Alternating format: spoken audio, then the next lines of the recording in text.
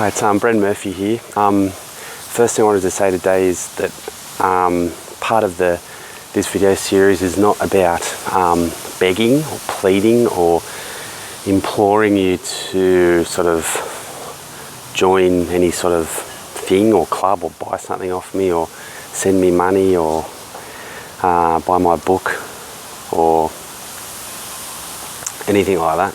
I'm not begging you or pleading, because what I do is just share. I just be me and share what I do, and that's really powerful just personally for me to share what I do. It's about sharing how we can overcome our fear, because a lot of people, let's just be straight up, people I talk to are just scared of being scammed. Okay, so unless it's a corporation with 500 or more employees, they won't do business with it. Unless it's an educational institution, a bricks and mortar educational institution with more than, say, 5,000 students, or it's more than 50 years old, they won't go near it. Unless it is an investment or a product that has sort of an established history of decades of, they won't go near it. So pretty much they're stuck in this safety comfort zone where anything new or potentially early adopting or any opportunities that arise, they go, well, a classic example is the social media. I still have people I know who go, well, I'm not sure about social media. I've deliberately resisted and held back from that, which, is fine. It's a choice, but it's also a massive fear thing. Fear of posting something, and what if no one watched it or liked it, or what if I was just ignored, or if people didn't get a funny cat picture I put up and just said, and just nothing happened. It'd shatter my self-image to such a point that I don't know if I'd recover, so I'm just going to completely avoid social media. Ever have that feeling or know people like that? I still do. People now who sort of stick their chest out and go, I've resisted social media and I think I still will because, it's some fad or some phase, or it'll sort of will move beyond it. No, social media's here. And it does have its strengths and it does have its weaknesses like every other thing, and it just shouldn't be defined by its weaknesses. So basically the fear of being scammed or the fear of it being a fad, a lot of these people are so conservative and resistant and fearful that they just completely miss the opportunity. So life just keeps marching by and they keep going away in their sort of old school routine, whilst all these people are skipping away, enjoying, taking advantage of new opportunities. And the challenge is to stay in your old established routine and not be resentful or bitter or think I'm missing out. So that's the challenge there. And it's also about being good enough. Are you good enough to cope if you did take on a fearful thing and it didn't quite come off as you would expect? Would you be able to recover, or would you be shattered? Would you lose your house? Would your wife leave you? Would your children sort of laugh at you?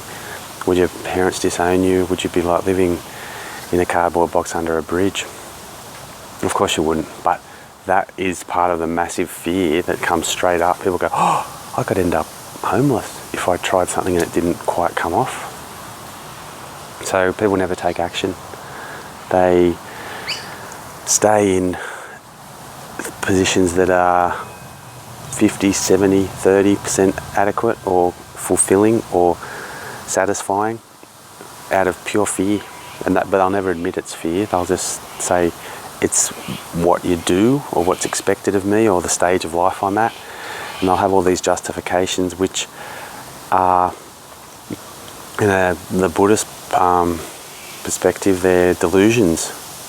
They're sort of not true beliefs that keep you in a fixed position.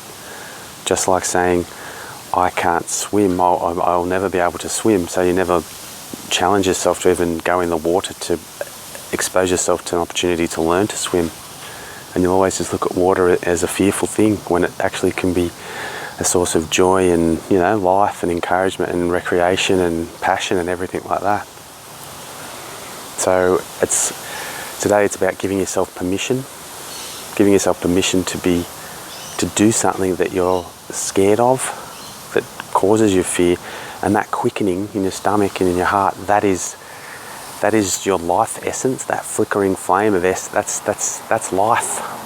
Okay, and where you can become so entrenched in fear thinking that you treat that flicker of life like it's something to be feared of, something to be scared of and retreated from, and go, oh God, I actually felt alive for a minute there, and you're scared of it. You're scared of life.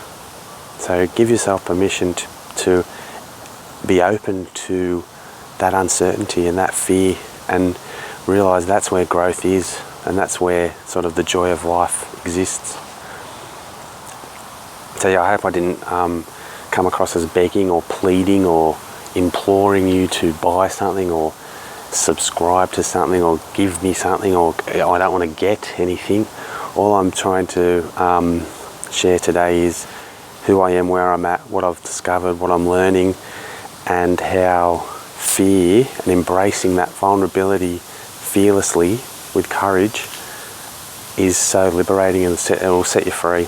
And that's totally in non-spiritual religious terms, just in a mechanical aspect, it will, if you give yourself permission to, and only you can give yourself that permission.